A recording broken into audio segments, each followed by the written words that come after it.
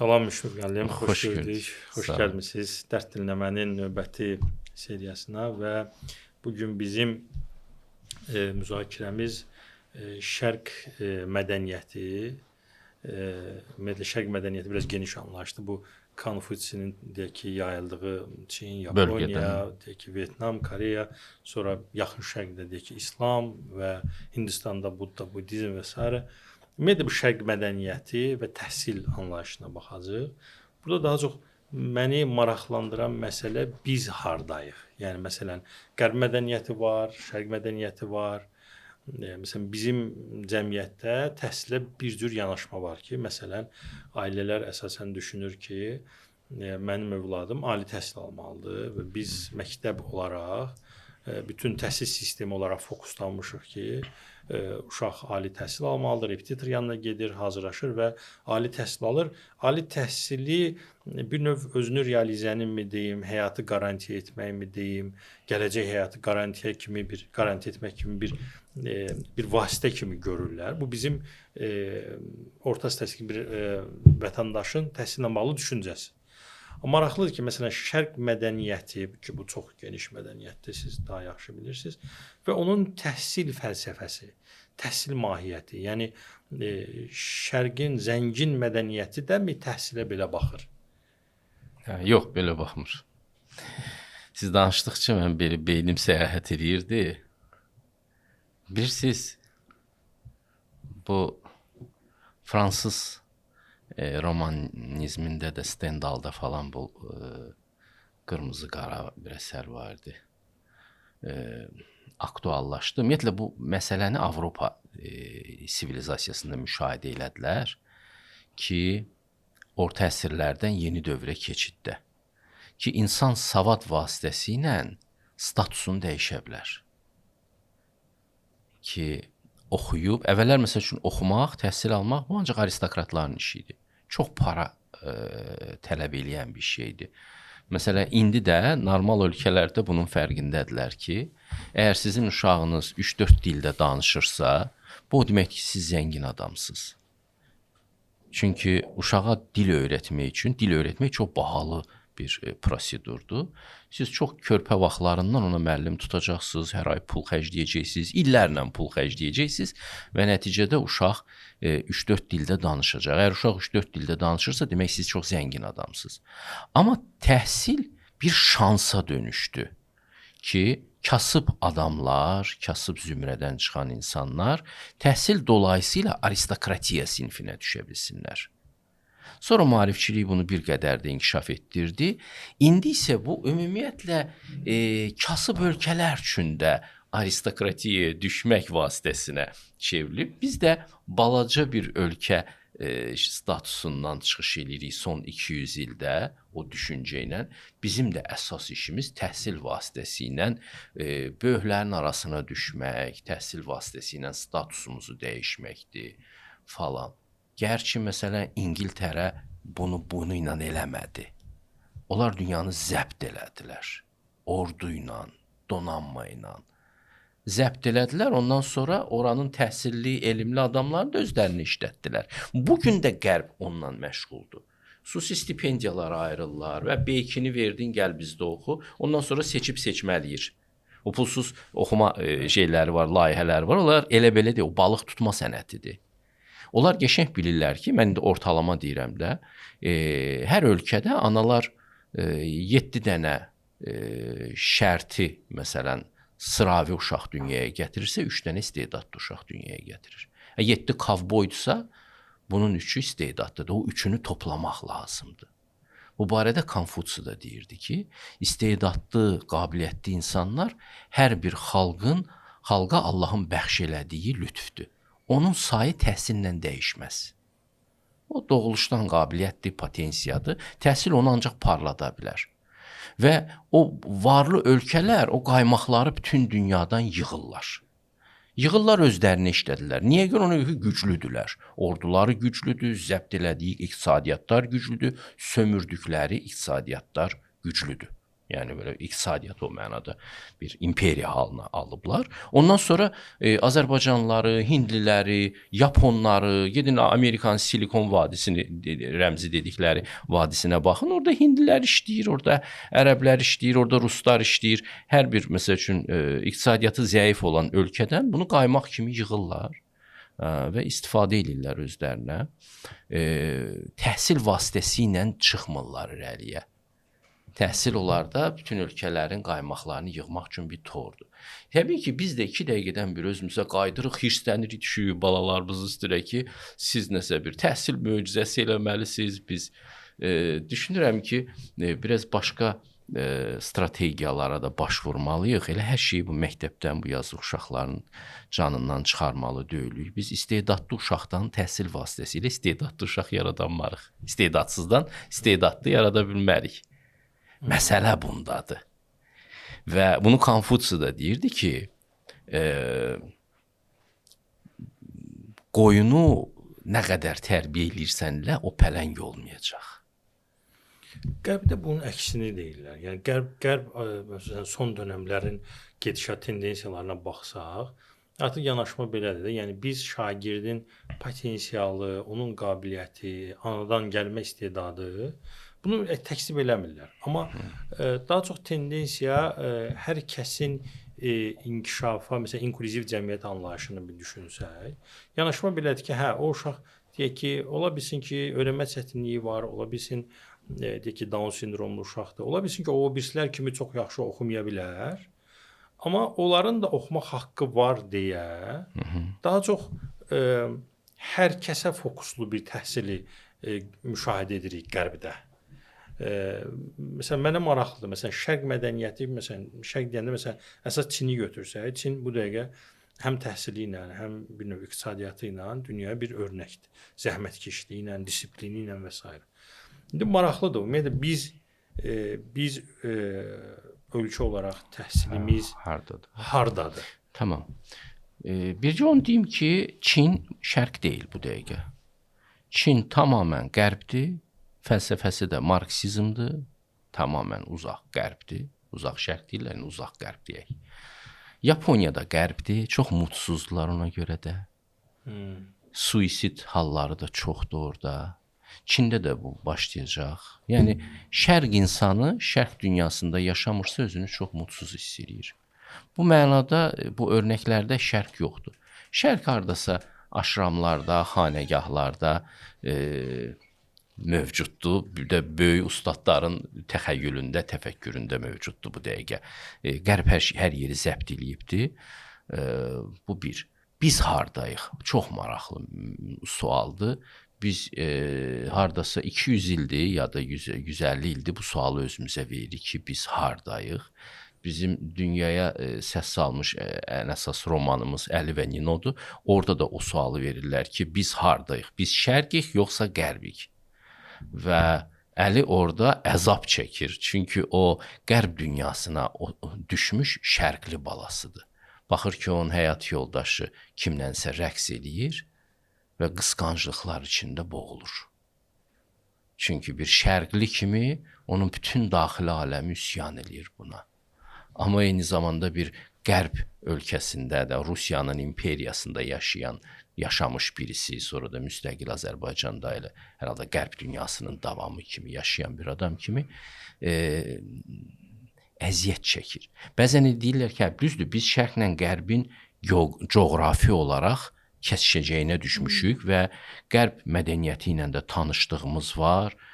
Son 200 ildə əsasən Rusiya dolayısıyla zoraki olaraq bizi aldılar və biz düşdük o dünyanın içinə, başladıq öyrənməyə. Biraz da adaptasiya olduq, şərqin ilk operasını yazdıq və s. və ilaxır. Amma bizim içimiz dəyişməyibdir. Bizim içimiz tamamən şərqlidir. Muğam üstədir. Ona görə də bizim təfəkkürümüzün yönü də dəyişməyibdir. Biz özümüzü anlamaq istəyiriksə, biz şərq təfəkkürünə baş vurmalıyıq. Biz qərbli deyilik. Amma yenə coğrafiyaya görə düşmüşük bunun mərkəzinə, institusional olaraq xeyli qərbləşmişik. Hardasa Yaponlar kimi biz də daxildə bir yerlərdə faciə yaşayırıq. O faciəni Əli və Ninoda göstəriblər. 100 il bir şey deyil zaman etibarilə. Bizim öz dünyamız var və düşünürəm ki, dünyada öz sözü olmaq, özünü təsdiqləmək üçün mütləq təhsil fenomeni ilə irəli getmək, biraz da bunun üstündə çox qaldılar. Mən elə gəlir ki, hətta da üzr istəyirəm, biraz da şitini şorunu çıxartdıq biz bu mövzunun. Təhsil önəmlidir, gəlin düşək bu balaların üstünə. Sonra 2 dəqiqədən bir düşürlər bizim belə blogerlərimizə maraqlı gəlir. Elmlər Akademiyasını tənqid eləsinlər, təhsilimizi tənqid eləsinlər. Belə döyənək yerə döndəriblər. Balaca bir xalqdan məsələn istəyirlər ki, sənin elə daima Nobel mükafatı laureatların çıxmalıdır, sənin dünyada bestseller yazan yazarların çıxmalıdır. Gərçi Azərbaycanlılar elə vaxtaşırı da dünyanı heyrətləndirirlər. Qızlarımız yaxında dünyada 2-ci yer tutdular şahmatda. Çox heyrətamiz bir nəticədir. Deməzlər amma. Bunu demək olarmış ki, məsələn, potensialımız var. Üzərində kütləvi olaraq işləyə bilmirik. Valla necə lazımdırsa işləyirik. Məndə narazıçılıq hissi yoxdur. Mən elə gəlir ki, bu ölkə öz pozisiyasına və yerinə görə yetərli qədər parlaqdır və son illərdə ümumiyyətlə hər yerdən də baxanda görürlər bizi. O tərəfi heç, yəni o Azərbaycanın dünyadakı mövqeyi ilə bağlı xeyli möhkəmlənir. Bu ayrı bir məsələ. Sadəcə bu möhkəmlənmənin fonunda biz məsələn bizim indi işimiz təhsildir. Bu fonda təhsili daha da inkişaf elətdirmək borcu hiss eləyirsən. Məsələn, Azərbaycanın son dövrəki uğurlar, Qarabağ məsələsi və s. və s. Yəni dünyada dediyiniz kimi mövqeyi çox möhkəmlənib. Bunun fonunda təhsilimiz məktəbdə, sinifdə biz ümumiyyətlə müəllim olaraq, valideyn olaraq, şagird olaraq, təhsil idarəçiləri olaraq hara getdiyimizi, məsələn, daxilimizdə şərqli var, amma xaricən biz qərbli isə, biz nə istəyirik sualının cavabını bilmiriksə, söhbət fərdlərdən yox, kütləvi olaraq şagirdlər, müəllimlər, valideynlər təhsil anlayışında mən əgər övladımı ancaq ali təhsil almaq kimi görürəmsə təhsili, o təhsil sabah iqtisadiyyatın inkişafına xidmət etməyəcəksə, yəni bu təhsilin gətirdiyi bir nəticədə milyonlara satılacaq startaplar ortaya çıxmırsa və yaxud da çıxması üçün biz nə edə bilərik? Yəni bu danılmazdır ki, təhsillə iqtisadiyyat iç-içədir. O da bir başqa bir müzakirə mövzusudur. Başa düşdüm. Mən onun yerinə məsələn, mazoxizmlə məşğul olmağı yasaqlayardım. Mənəvi olaraq blok qoyaram buna. Ki, zaten də eləyirəm bunu. Məsələn, imkan vermirəm kimsə mənim yanımda bu xalqı pisləsin, bu dövləti pisləsin, bu vətəni pisləsin. Həmişə deyirəm ki, biz yetərli qədər istedadlı, yetərli qədər maraqlı xalqıq, yaxşı xalqıq. Bu bir özünə vurğunluğu da biraz bərkitmək lazımdır. Məsələn, ermənilər əmindilər ki, onlar hamıdan yaxşıdırlar. Onlarda bu mazoxizm söhbətləri çox populyar deyil. Onlar ancaq o qədər şey olmuşlar ki, 2-ci Qarabağ müharibəsində uduzandan sonra bir də baxdılar özlərinə ki, desəm bizdə hər şey o qədər də yaxşı deyil. Şey eləmək üçün, ayılmaq üçün nəyisə gözləməyək. Bizdə biraz tarazlıq yaratmış. Bizdə tam tərsidir. Biz özümüzə çox aşağı yanaşırıq.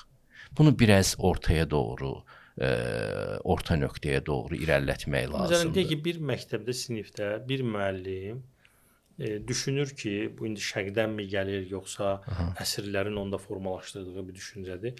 Müəllim avtoriteti yüksəkdir, müəllim elə düşünür, öz daxili düşüncəsində və o uşağın üstünə qışqıra bilər, o uşağı lazımda döyə bilər, şey anlamında, cəza anlamında və yaxud hər şey etmək haqqına sahib kimi görür özünü. Hardadır? İndi müəllimləri elə qoz qabığına salıblar ki, müəllimlər uşaqlardan qorxurlar. Bu 30 il, 40 il əvvəlki müəllimlər deyil. Müəllimlik konsepsiyası dəyişib. Özdə bu təkcə bizdə deyil ha.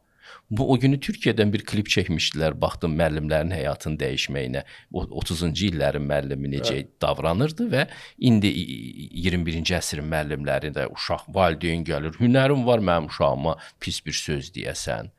Birazdan hətta elə bilirəm ki, 2 yazmağı da qadağan eləyəcəklər. Məsələ günümüzdə üzr istəyirəm, mən o şeyi bitireyim. Təhsil baxımından mən daha çox inklüzivdən çox eksklüziv təhsilə fikir verərdim.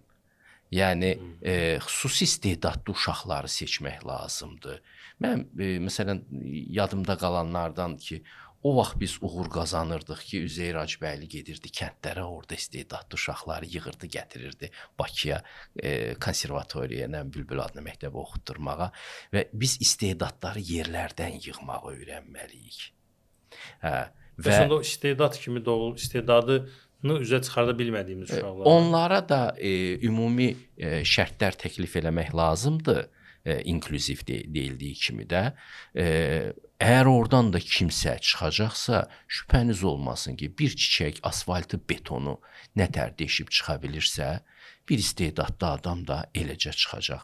Amma istedadı aşkar olan uşaqlara dəstək olmaq lazımdır ki, onlar bir şey eləyə bilərlər. Məsələn, əgər IT sahəsində işləyiriksə, ona qabiliyyəti olan uşaqları olimpiyadalarda seçib seçmələmək, ortalığa çıxarmaq və onlara xüsusi şərait yaratmaq. Çörəyi ver çörəkçiyə, birində üstəlik şərq təfəkkürü bunu deyir.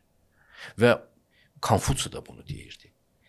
Deyirdi ki, az bir qism istedadlı adamlar olur ölkədə. Əgər xalq o insanlarına diqqət eləyib, onları başa qoyarsa, xalqda inkişaf motivasiyası yaranar. İstedadlı adamı istedadsızın üzərinə qoyun, xalq inkişaf edəcək. İstedadsız adamı istedadlının üzərinə qoyanda xalq geriləyəcək. Motivasiyası inkişaf eləmək üçün sönəcək. Ona görə də insan kapitalını doğru düzgün istifadə eləmək ölkəni çiçəkləndirir. Və bu da məsələn kütləviliyi etiva eləmir. Şərq həmişə kütləvilikdən qaçıb aristokratiya tərəfdarı olubdu. Ruhani aristokratiya, elmi aristokratiya. Zaten qərbdə də bu var, bunu. Amma bir Marksdan sonra hamı birdən-birə şey oldu da, demokrat oldular, bütün insanlara eyni şərtlər falan, beşməkan və bir də müasir cəmiyyətin bir humanizm narsissizmi var. O da ciddi şəkildə mane olur. Ki çalışırlar elə bir gerçəklik dizayn eləsinlər ki, orada bütün qalan əsrlər kölgədə qalsın. Bunlar daha humanistlərmiş. Və bu humanizmdə biz əslində elə insanlığımızı da itiririk. Bu humanizm çabalarında. Burada dediyinizdə məsələn yol alsaq, indiki vəziyyətdə bir xeyli münasibətlərdə deyək ki, elə valideyn, müəllim, şagird münasibətlərində ciddi problemlərimiz var, bu ayrı. Amma düşüncə olaraq deyirəm, yəni bax mənim məqsədim müəllimi və yaxud da valideyni kimsə günahlandırmaq deyil. Sadəcə bu mənzərəni bir dənə o kökününü ortaya çıxartmaqdır ki, məsələn, müəllimlə söhbət edirsən, müəllim deyir ki, bax indi mən uşağı sinifdə saxlaya bilmirəm, danlaya bilmirəm, cəzalandıra bilmirəm falan. Biz təhsili bu alətlərdən məhrum eləmişik. Bunlardan istifadə edibmi təhsil verməliyik? Bu sual bunu. Yəni biz bunlarsız təhsil verə bilmirikmi? Yəni düşüncə olaraq deyirəm. Yox, Allah da təhsil verə bilmir belə.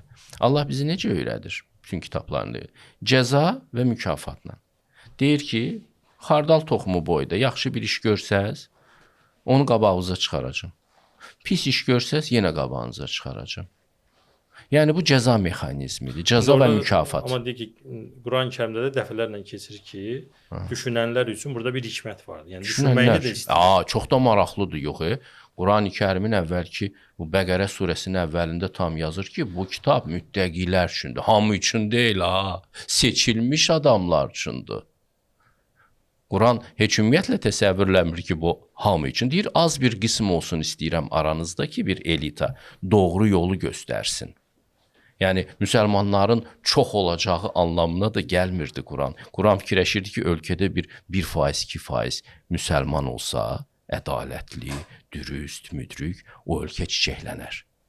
Biz hər şeyi kütləviləşdirməklə bütün gücümüzü ora yönəltdik. Təhsildə də kütləviliyə gücümüzü yönəltmişik. İstedadlı uşaqları tapa bilmirik, onları dəyərləndirə bilmirik.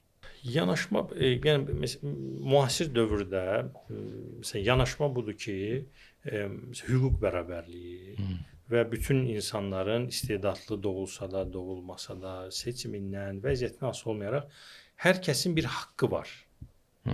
hər kəsin bir təhsil almaq hüququ var.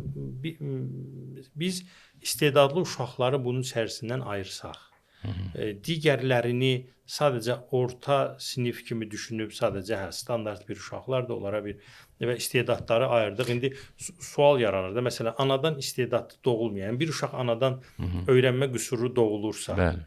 o zaman onun haqqı... Onun haqqı olmur. Siz ona resurs xərcləməklə o bir adamların haqqından yeyirsiniz. O sizin yanlış humanistik təsəvvürünüzdən qaynaqlanan bir şeydir. O zaman həmən adamı öldürək, qalmasın, yaşamasın. Niyə o bir qütbə gedirsiniz ki? Yox, misal olaraq. Məsələn, bax tutalım ki, rəssamlıq akademiyasına rəsm çəkmək qabiliyyəti olmayanı götürmürlər. O birisi deyir, mən də istəyirəm çəkmək. Amma deyir, bala, Allah verməyib sənə bu qabiliyyəti. Və yaxud məsəl üçün konservatoriya, musiqi məktəbinə, mən musiqi məktəbinə getmişəm. Sənin musiqi duyumunu yoxlayırlar. O səndə ya var, ya da yoxdur. Amma sənin ağlın başındadır, hesablaya bilirsən, notları yaza bilərsən. Yəni, bunu belə deyək də, belə ifadə daha doğru olarmı ki, məsələn, hər kəsdə istedad var. Sadəcə biz doğru sahələr üzrə istedadını tapıb üzə çıxardıb yönəltmək. Yenə bərabərləşdirməyə çalışırsınız. Marksizmdən çıxa bilmirsiniz. Sonra bu qadın kişi mövzusuna da getdi, girdi, çıxdı. Bir başa düşürsünüz. O mövzuya girməyəcəm. Amma bu bərabərləşdirmə, bu Marksdan sonra kal armud oldu, keçdi bəşəriyyətin boğazına. Elə hep çalışıb hər kəsi bərabər şərtlərə qoy. Allah bu dünyanı bərabər yaratmayıbdı. Bundan çıxış eləmək lazımdır. İndi bizim izahlarımız, məsəl üçün, rasional təfəkkürün buna izahı yoxdur deyə girib bu topikə.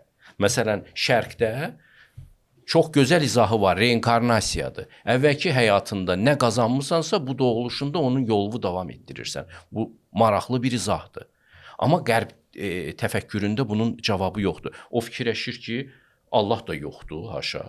Və bu insanlar nə tərsə bərabər yaranmalıdırlar. Hər kəsin bərabər şansı yoxdur. Bərabər deyil insanlar, doğuluşdan bərabər deyil. Pul qazanmaq məsələsində də insanlar bərabər deyillər. Eləsi var ki, işləyəcək, universitet bitirməsə belə, fabrikalar yaradacaq, adamlar işlədəcək. Eləsi var ki, nə qədər savad qazansa da, üzr istəyirəm, iki eşeğin arpasını bölə bilməyəcək. Yəni, bu məsələdə də Allahın vergisi var. Məsələn, Konfutsi deyir ki, mən gəncliyimdə çox zəngin olmaq istəyirdim və hər işədə özümü vurdum. Sonra başa düşdüm ki, göy istəmir mənim zəngin olmağımı, o istəyir ki, mən alim olum. Ona görə var qüvvəmi elmə verdim. 50 yaşında ehtimal ki, ona bu gəlib, çünki bir başqa mətndə deyir ki, 50 yaşında göyün iradəsini dərk etdim. Bu, özünü dərkdə çox maraqlı bir məqamdır. Fikirləşirsən ki, səni Allah nə üçün gətirib yer üzünə? Məsələn, həmən o şərqdə, Hindistanda varnalar sistemi var ki, insanlar ya şudra kimi dünyaya gəlirlər, ya vayşi kimi gəlirlər, ya kşatri döyüşçü kimi gəlirlər, ya da brahman kimi alim və ya müdrik kimi gəlirlər. Yəni, doğuluşundan bir fərqliliyi var. Bu, onların antropoloji yaxlaşmasıdır. Qərbin antropoloji yaxlaşması budur ki, hamı bərabərdir. İndi baxır, görür ki, bərabər deyil, yəqin düz görmürük. Yəqin bunların hərəsinə bir talant verilibdir, biz başa düşmürük. Elə oturub durub o konsepsiyalarını, yıxılan konsepsiyanı mütləq ayaq üstə qoymağa çalışır. Buradan bu nəticəni çıxarda bilərikmi ki, məsələn, bir müəllim, istər universitet müəllimi olsun, istər orta məktəb müəllimi olsun, istər valideyn olsun, bir ailədə 3-4 övlad uşağı var. Biz onların hamısına eyni yanaşma, eyni dediyim, yəni hər kəsin, biz orada istedadı tapmalıyıq. Yəni təhsil sistemimiz belə olmalıdır. Dediyinizdən aldığım nəticə ki, biz istedadlı uşaqları ayırmalıyıq. Qalanlarına standart. Onlar zaten mutsuz olurlar. Gəlirlər məktəbə, görürlər ki, heç vaxt 5 ala bilmir. Elə müəllim ona hər dəfə 2 yapışdıranda onu abuz eləmiş olur da. O aşağı şeylə, adı nədir, özünü qiymətləndirməklə bu adam uzun müddət yaşayır. Müəllim o istedadı üzə çıxardıb. Məsələn, deyək ki, bir müəllim yaxud da valideyn olsun, fərq eləmir. Uşağın üstünə qışqırırsa, səhv cavab verəndə, onun çox yaxşı potensialı var uşağın. Amma deyək ki, müəllimin dilini başa düşmür, metodikasını başa düşmür və səhv cavab verir suala. Müəllim də bir dəfə, 2 dəfə işləmir, deyir ki, səndən adam olası deyil.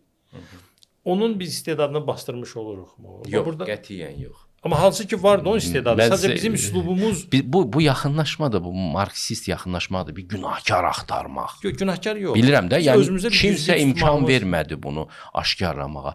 Quran deyir ki, mən sizə bir şey vermişəmsə və ya verəcəmsə, bütün dünya yığıla buna əngəl olmayacaq.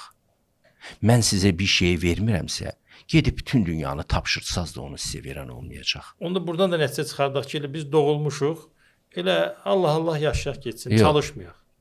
Ona mı gəlir? Yenə də əks qütbə gedirik də. Əks qütbə getmək lazım deyil. Həyata diferensial yanaşmaq lazımdır.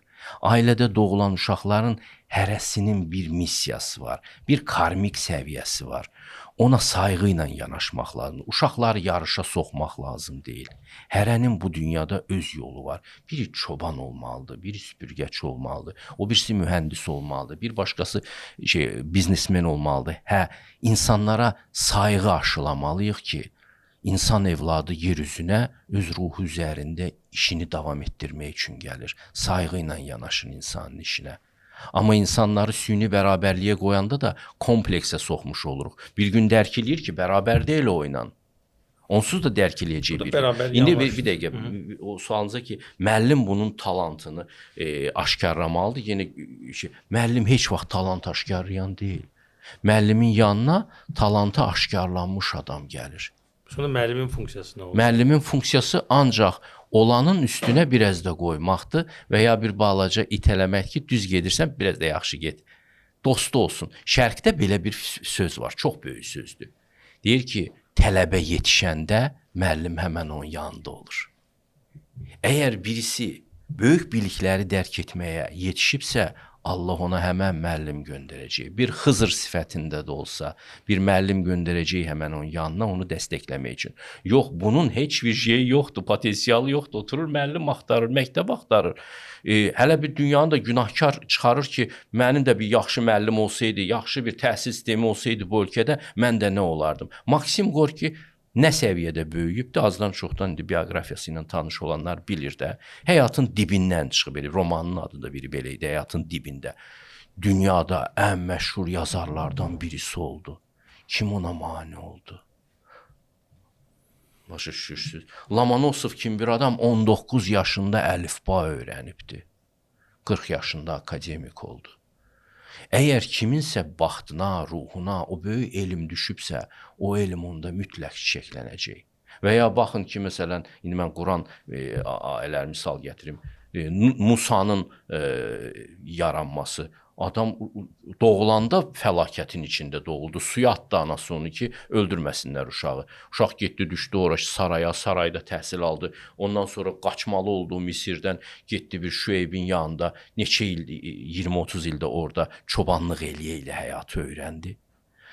İnsanın yetişmə və böyük bir sivilizasiyaya, hər halda bir iudaizmə böyük bir yön vermiş bir peyğəmbər olubdu. Və ya məsələn, Məhəmməd peyğəmbərin harda savad aldı? O ərəbcə heç yazı pozu da düzəməlli bilmirdi. Amma nə boyda bir elmin, nə boyda bir müsəlman sivilizasiyasının başlanğıcında durdu bu adam. Bir insan bir şey öyrənəcəksə, o Oxfordlara görə olmur. O şəraitə görə olmur. Sadəcə olaraq biz millət kimi, cəmiyyət kimi nəyə nail olub? Biz istedadsız balaları irəli verməkdənsə tanışla, bilişlə, xalqın istedadlı uşaqlarına çıraq işıq yandırmağı öyrənməliyik. Yəni cəmiyyətin ədalətli olması onun inkişafının zəminidir, mənə elə gəlir ki. Yəni şərq bunu deyir. Bu kontekstdə məsələn mən bir təhsil bir tərəfindən baxsaq məsələyə, burada müəllimin fəaliyyəti, məsələn məni maraqlandıran müəllimin və valideynin düşüncəsidir. Məsələn, sizin dediyiniz düşüncələr, mənim başa insanlar bərabər deyil, fərqli və s. Bunu anladım. Amma deyək ki, bir müəllim olaraq mən 30 şagirdə dərs keçirəmsə və birinci sinifdən deyək ki, təhsilə başlayıblar, mən hansı düşüncədə olmalıyam? O düşüncədə olmalıyam ki, doğru mu anladım? Yəni bu uşaqlar müxtəlifliyi, təbii hər kəs qəbul edir ki, bu uşaqlar müxtəlifdir. Biz onlara standart inkubator məhsulu kimi baxmağımız doğru deyil. Fərd varsa, fərd fərqlidir. Bəli. Bu ayrı məsələ. Amma orada istedadım üzə çıxartmaq məsələsi və digərlərini ayırmaq məsələsi, məsələn, Qərbin yanaşması budur ki, bu deyək ki, İstər Gardner olsun, Dweck olsun, kimlərsə. Məsələn, hər kəsin yanaşması budur ki, hər kəs fərqlidir. Və biz bu fərqliliklərin üzərində işləməliyik. Məsələn, biri almazdır, biri deyək ki, yaqutdur, biri nə bilim filan şeydir. Bizim işimiz ondan biz onları parlatmalıyıq istedad olaraq. Yəni təhsilin işi, təhsilin fəlsəfəsi qarşımdakı uşaq gəlib həyata başlayıb. Yəni necə davranacağını bilmir. Həyata baxışı formalaşmayıb. Ağ vərəqdir. Bu gəlir təhsil almağa. Təhsilin işi onun içindəki o potensialı üzə çıxartmaq. Ola bilsin bu çox yaxşı ayaqqabıçı olar. Bu çox yaxşı biznesmen olar. İndi müəllim, bax təsəvvür eləyin ki, bax mən az qala 40 ilin müəllimiyəm də o bir yerdə videoda 40 il dedim, sonra qardaşım yazdı ki, 40 il deyil, dedim yaxşı 35-dir, 40-a yaxınlaşır da. Bir 35 ilin müəllimi kimi sizə deyirəm ki, bu hamını təhsilə cəlb eləməklə bilirsiniz, dərs deməyin ləzzətini necə qaçırtdılar. Bir çox orta məktəblərdə müəllimlər əzab çəkirlər auditoriyaya gedəndə. Çünki, məsələn, mən özüm də universitetlərdə dərs deyirəm. Girirsən auditoriyaya görsən ki, təhsil şeyi var, nədir onun adı, prestiji var bizim ölkədə. Uşaqlar mütləq ali təhsil alsınlar deyə. Bu düşüncə bizdə var. Cehizin üstündə bir dənə də diplomda olsun və ya məsələ ali savadlı olum, sonra mənə lazım olar karyeramda fikri ilə gəlib doluşublar auditoriyaya və mən motivasiya tapa bilmirəm onlara dərs deməyə. Demək bizim cəmiyyətdə təhsillə bağlı təməl düşüncə yanlışdır. İndi bu söhbət bizim cəmiyyətdə deyil, bu bütün dünyada belədir. İndi bütün dünyanı qoyduq kənara. Çünki bilirsiniz nətərdir? Bu da belə xoş gündən təkcə yaranmadı. Bəlli vaxtdan sonra başa düşdülər ki, elmi texniki tərəqqi cəmiyyətin aparıcı qüvvəsidir və təbii intellektin daşıyıcısı insan olduğu üçün, insan balası olduğu üçün düşdülər bu uşaqların hamısından nətər Braziliyada futbolçu yetişdirib satmağa çalışırlar. Hər xalq da düşdü öz balalarının üstünə ki, mən səndən mütləq təbii intellekt daşıyıcısı düzəldib bazara satacağam, sənin üzərindən pul qazanacağam. Başa düşdünüz? Hamını yığdılar. İndi şükür Allaha süni intellekt sürətlə inkişaf edir. İnsandan əl çəkərlər, güman edirəm. Əl çəkin, insanlar öz həyatlarını yaşasın. Bu insan evladı 10 min il əvvəl Qobustan qayalıqlarının arasında necə yaşayıbsa, onun təbii həyatı odur. Orada da elmli adamlar olurdu. 1, 2, 3. Onlar təbii olaraq fitrətlərinə uyğun olaraq dərinləşirlər. İndi əsər yazmırdılar. Bəlkə bir-iki rəsmlər çəkib qoyublar, 10 min ildir qalıb bizim üçün. Amma bu onların intellektinin göstəricisi idi. Və bu onları daha az hörmətli etmir. Nə Allahın gözündə, nə bilənlərin gözündə. Sadəcə olaraq bizdə indi meyarlar var da. Birisinin intellekt daşıyıcısı deyir ki, neynəmsən? Nə kəşf eləmirsən dünya sən? Güya dünyanın tanımağı bir markerdir də. Dünya tanıdı. Bax, Yoğan Sebastian Bach öləndən 50 il sonra tanıdılar ki, belə bir dahi yaşayıb bu şaramızda. Zəmanə nə vaxt öz intellektinə dəyər verə bilir ki? İndi bunu şöhrətə bağlamaq, nə bilim, sertifikatlara, diplomlara bağlamaq, bu da həyatı xeyli urvatdan salıb. Ümumiyyətlə, şərq bu cür baxmır həyata, təhsilə. Bu təhsil qayğıların bir çoxsu qərbdən gəlmiş havalardır. İndi mən tutalım, şərq fəlsəfəsini təmsil edirəm, oradan baxmağa çalışıram. Biraz da adı nədir? Mənim üçün çox aktual deyil bu məsələlər və buradan böyük bir fayda və xeyir çıxacağını da gözləmirəm. Təhsil o vaxt gözəldir ki, məsələn, işləmək o qədər gözəldir, o vaxt gözəldir ki, sən almasın üstündə işləyirsən, brilyanta çevirirsən. Daşın üstündə 100 işləginən. Nə verəcək? Axırda ustadın özü həvəsdən düşəcək. Müəllim həvəsdən düşəcək ki, girmişəm auditoriyaya, 20 nəfərdən 18-ində motivasiya yoxdur. Zorla gətirib qoyub, adı üstündə. Məcburi təhsil. Quran yazır ki, dində zor yoxdur. Sən böyük hikmətləri, böyük məsələləri zorla öyrədənməzsiniz. Və mən sizə deyim, şərqin məktəbləri necə olub? Bilirsiniz nətər olub? Gəlirlər, qayda bu idi. Gəlirlər, müəllimin qapısını döyürdülər ki, gəlmişəm öyrənməyə. Müəllim deyirdi, rədd ol, get, vaxtım yoxdur. Yerim də yoxdur. Bu qayda idi, o birisi yaxınlaşırdı, deyirdi ki, çox şey eləmə, o səni sınıyır. Qal küçədə, gecə saat 1-də yenə qapını döyərsən. Denən, yağış yağır başıma, müəllimin ürəyi yumuşaqdır, buraxacaq səni. Səhər yenə qoyacaq qapı arxasına. səhər 1-də axşam qapını İndiki döyərsən. uşaqlarda bu əzmkarlıq yoxdur. Amma elmi o adamlar böyük ada çatdırırlar ki, əzmkarlıq olsun. Biz Nizami kimi, Tusi kimi adları artıra bilmədik kütləvi təhsillə. Onlar elə 100 ildə bir nətər doğulursa elə də doğulur. Bu bütün dünyada belədir. Avropa dediyim kimi zadələri, zadı hamısını, qaymaqları yığır gətirir özünə, istismar eləyir. Onlar da bizdən uğurlu deyirlər bu sahədə. Say məsələsi Königsbergdən daha bir də Kant çıxmır neçə yüz ildir. Problem budur. Təhsilləri daha güclüdür, amma Kant yoxdur. Kaliningrad adlanır o şəhər. Rus təhsili də pis deyil. Yəni biz elə bir şeydən elə bir şey gözləyirik ki, bu o deyil də. Bir maraqlı bir buradan sual çıxır ki, məsələn, bir müəssisədir. Bu müəssisə bir istehsal edir. İstehsalatla məşğuldur və istehsalatda pul gətirir, o da ödəniş edir əməkdaşlarına və s. Əgər bu təhsili biz diferensiallaşdırıb istedadlılara çox yaxşı təhsil versək və o daşları kənara qoysaq ki, sən daşsan. Ancaq almazla işləmək lazım. Hə. O daşlar gəlib sabah lap kobud formada desək, bir istehsalat müəssisəsində fəhlə işləsə, o müəssisənin təlimatını oxuyub anlaya bilməsə və istehsalatda istehsal elədiyi o məhsulu yanlış formada istehsal eləsə, çünki təlimatı oxuyub anlaya bilmir ki, biz buna daş deyirik. Və nəticədə ortada müəssisə... Orada indi işə götürənlərin problemidir ki, bunlar, məsələn, HR-da işləyənlər baxsınlar ki, məsələn, bu adam bu tələbləri yerinə yetirə bilirsə, bunu işə götürmək lazımdır. Bilmirsə, o zaman bu daşdırsa acından ölməlidirmi? Yox, niyə acından ölməlidir ki? O işdə işləməyəcək, Allah heç kəsi ruzisiz qoymur.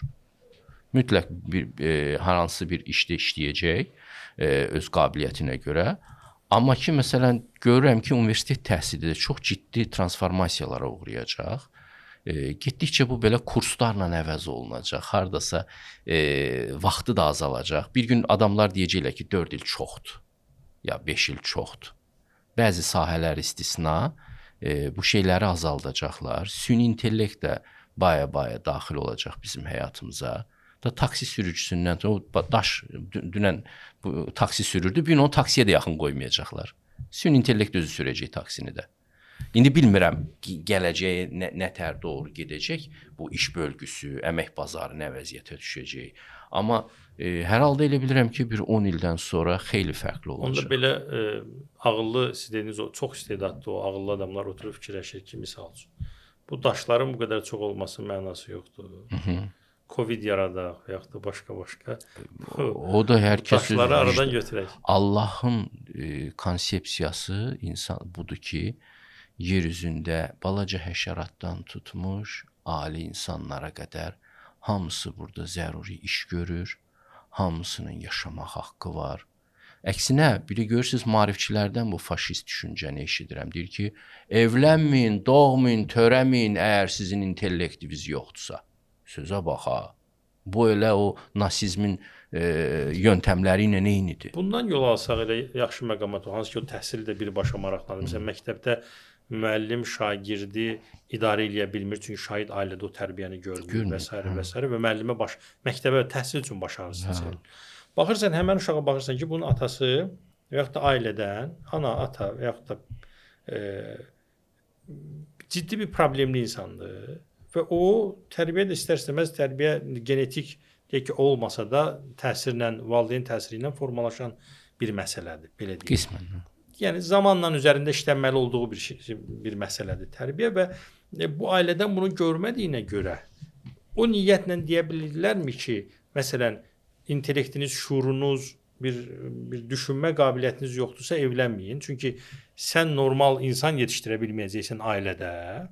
Və o da gedəcək həm cəmiyyət üçün, həm təhsil üçün bir problemli insana çevriləcək. Anladım. Biz həyatı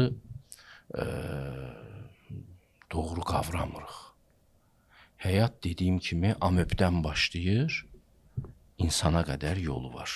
Bioloji həyat və onlar da içində şuur da çoxdur. Və biz bütünlüklə həyata, məsələn, şərqdə belədir, sayğı olmalıdır. Məsələn, Ahimsa ideyası var Hind fəlsəfəsində. qarışqanı belə öldürməkdən çəkinərlər. Çünki qarışqaya belə zülm eləsən, sənin həyatına fəlakət gələ bilər. Əhəmiyyətsiz saya biləcəyim insanlara, varlıqlara zülm eləsən, o zülm sənə qayıdacaq. Bu kainatda zalımlıq eləyə-eləyə yeriyə bilməzsən. Ona görə də hər bir səviyyədə olan insanların öz ruhu üzərində işləmə imkanı yaratmalıdır həyat. Biz də o haqqı insanlara saxlamalıyıq. Elə adam var ki, şuuru heyvan şuuruna az qala çox yaxındır. Biz bunları həyatdan silməli deyilik. Onların yaşamaq haqqı var. Avropalılar biraz bu şeylərdən qıcıqlanırlar. Birdən o Əfqanistanda oluşur, Afrikada oluşur, Avropaya çox qıcıqlanırlar. Orada ciddi problemlər var bu ilə bağlı. Sanki həyat deyir ki, o şeydən ki qaçırsınız, o şey sizin evinizə gələcək. Həyat çox planlıdır. Məsələ, mən aristokratam, mən məsəl üçün ancaq xüsusi musiqilərə qulaq asmalıyam, nə bilim, xüsusi zövqlə yaşamalıyam. O biri zövqün adamları gözümə görsənməsinlər, elə deyil. Onlar sənə bir şeylər öyrətmək üçün mövcuddurlar yer üzündə. Sən də onlara bir şeylər öyrətməlisən. Çox planlı fərqlilik var. Yenə biz marksizm bəşəriyyətin təfəkküründə bir metastaz verən bir xəstəliyə döndü.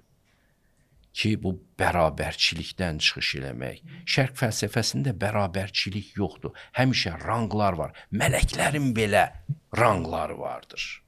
Peyğəmbərlər belə dərəcələrləndir, deyir Quran.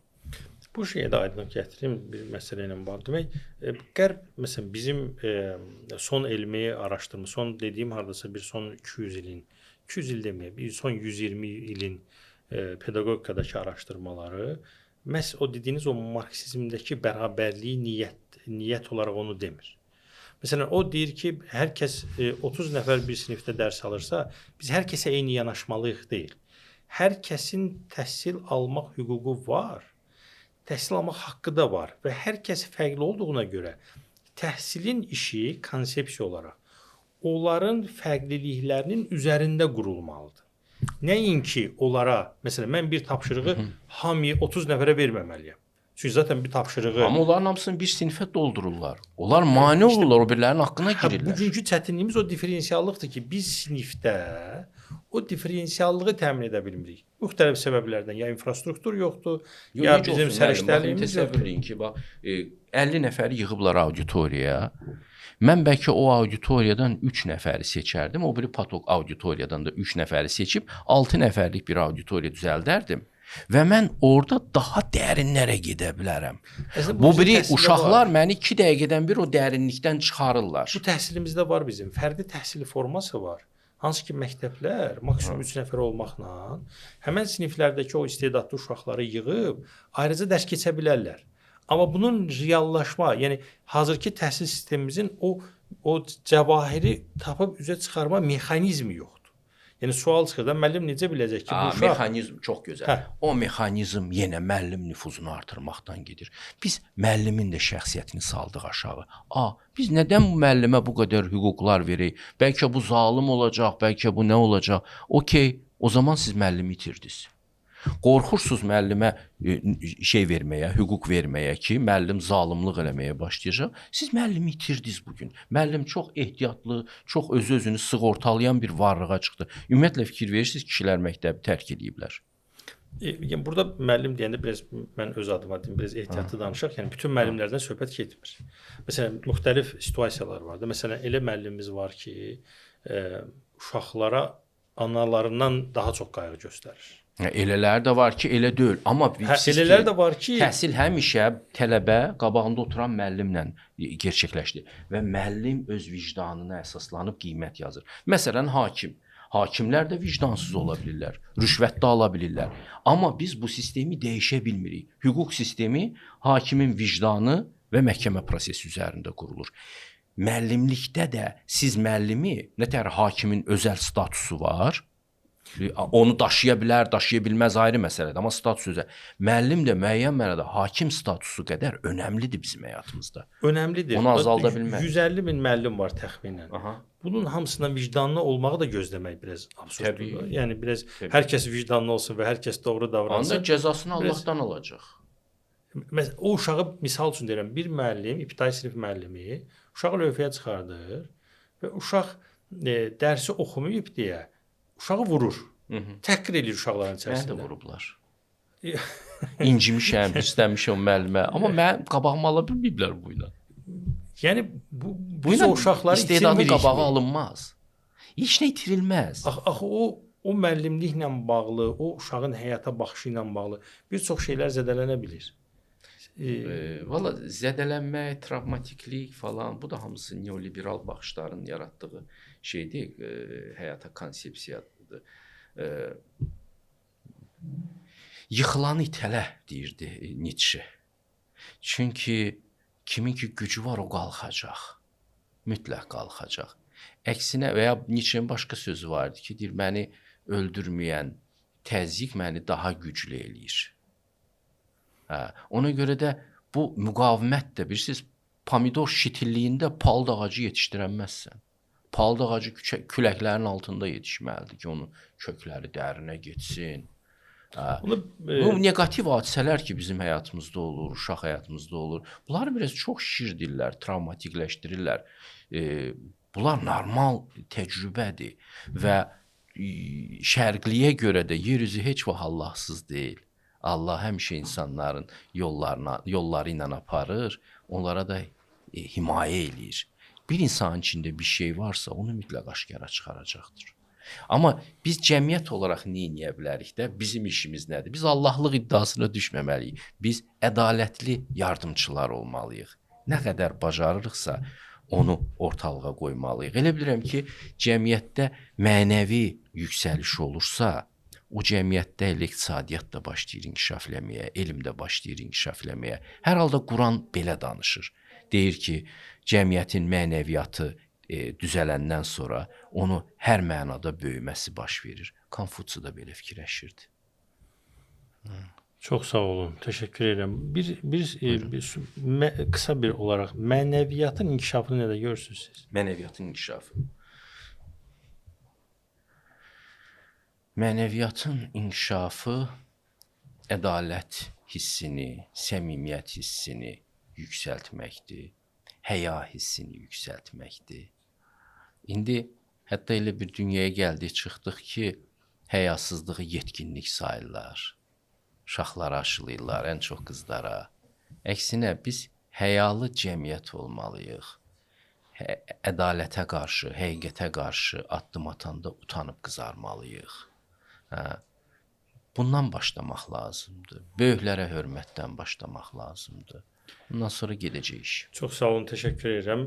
Mənəviyyat bizim növbəti dərd dinləmələrin mövzularından biri olacaq. Bunu sizin də fikrinizi bu mənada bilmək istədim. Dediklərinizdən son bir ümumiləşdirmə eləsək, biz təhsili belə görməliyik ki, təhsil bir şəxsiyyətin, istedadlı bir insanın, ümumiyyətlə insanların yetişməsi üçün təhsildə hər şey mübahdır. Təzyiq, sonra nə bilim, deyək ki, tərbiyənin müxtəlif metodları, bu şiddət ola bilər və s. və s. Tək ki, biz inancımız olsun ki, bu insan istedadlıdırsa yetişəcək. Mübahdır. Yəni buna icazə verin, bunu eləsinlər. Bu əks qütbdür. Necə bunu mübahdır sözünü demək olar ki? Və mən də yəni biz məsələn müəllim o uşağı döyürsə, istedadına görə məsələn istedadlı uşaqdır. Oxumur amma müəllim onu heç müəllim deməyə, valideyn onu döyür. Paganini bilirsiniz necə? Atası bağlayırdı çardaqda şeydə ki, çalacaqsan. Çıxmağı da qoymur. Yəni mübah deyəndə bunu deyirəm. Yəni indi onun taleyi necə formalaşırsa, o necə toplayacaq öz tərbiyəsini, təhsilini, Allah hər kəsi bir yollarla aparır da. Amma biz təhsildə təbii ki, zorakılıqsız, amma belə yardımçı bir şərait yaratmalıyıq uşaqlar üçün. Götürə bilən götürülsün, amma tamamən işimizi qurmalıyıq istedadlar üzərində və enerjində ora xərcləməliyik çoxsunu. Çünki o zaman biz eyniləşdirəndə hamısını o istedadlıların haqqına girmiş oluruq. Onlara çəkiləcək resursu o birlərə çəkirik. Çox sağ olun Müşfiq müəllim. Minnətdaram. Gəldiniz. Əslində bu mövzu kifayət qədər saatlarla müzakirə aparılacaq bir mövzudur. Çünki təhsil insanın həyatının məktəbdə almasa belə həyatın çox vacib bir hissəsidir. İndiki dünyada. Yəni müxtəlif məkanlarda, müxtəlif formada təhsil ola bilir. Əslində Vygotskyinin yanaşması ilə desək, öyrənmə yalnız məktəbdə yox, məhəllədə də baş verə bilər. İki uşaq bir-birindən nəsə öyrənəndə də öyrənmə baş verir. Yəni təhsil bizim həyatımızın nə qədər ki insan həyatı bitməyib, öyrənmə var və məkansız da təhsil var deməkdir. Təkcə YouTube bəsdir insanlara böyük təsir almaq üçün. Təhsillənmək üçün. O baxımdan belə ümid edirik ki, bu müzakirəmizdən hər kəs öz bir nəticəsini çıxardacaq ki, əslində biz valideyn olaraq, müəllim olaraq, bir cəmiyyətin bir üzvü olaraq təhsilə yanaşmamız, münasibətimiz necə olmalıdır. Amma həmrəy olduğumuz bir məsələ var ki, təhsil insanların yalnız ali təhsil alıb diplom almaq məqsədi ilə bitməməlidir. Təhsil insanın davamlı şəkildə yetişməsi və davamlı şəkildə özünü inkişafdır. Bu müxtəlif forma və platformalarda ola bilir. Belə, çox sağ olun. Son sözünüz varsa buyurun. Heç vaxt son sözüm olmur. Təşəkkür edirəm. Vaxt ayırdınız, gəldiniz. Çox sağ olun.